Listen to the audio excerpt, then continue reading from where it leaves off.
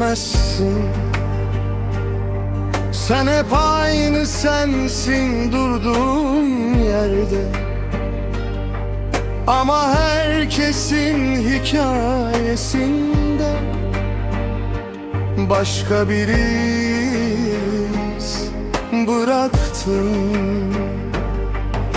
Kimin gözünde güneş, kimin karanlıkta gece.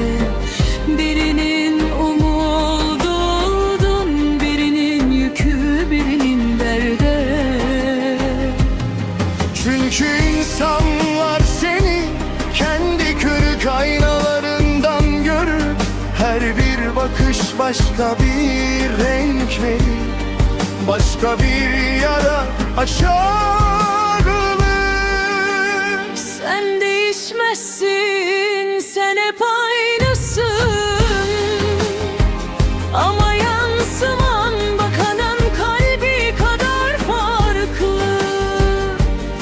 Kimin için kahraman, kimin için suçlu. Sen hep sen. Ama herkesin hikayesi başka, yazgılı.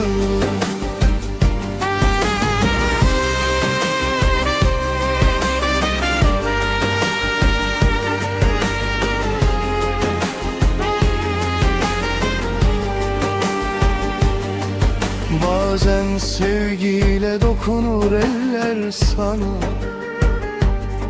Bazen öfkeyle bağırır, yakar canını.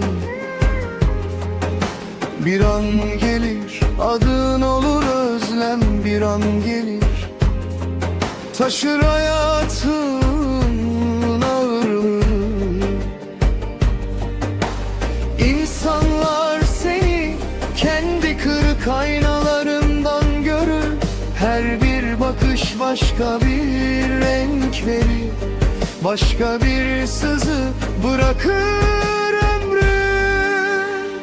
Sen değişmezsin, sen hep aynısın. Ama yansıman bakanın kalbi kadar farklı. Kimin için kahraman, kimin için suçlu. Sen hep sen. Ama herkesin hikayesi başka, yazgılı. Belki bir gün bakışlar birleşir. Belki bir gün görürsün seni sen gibi. Ama şimdilik her kalpte başka bir suretin var. Her yürek ayrı çiziyor seni. Sen değişmezsin, sen hep aynısın. Ama yansıman bakanın kalbi kadar farklı.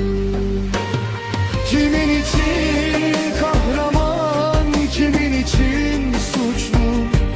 Sen hep sen. Ama herkesin hikayesi başka bir acıyla yazılı.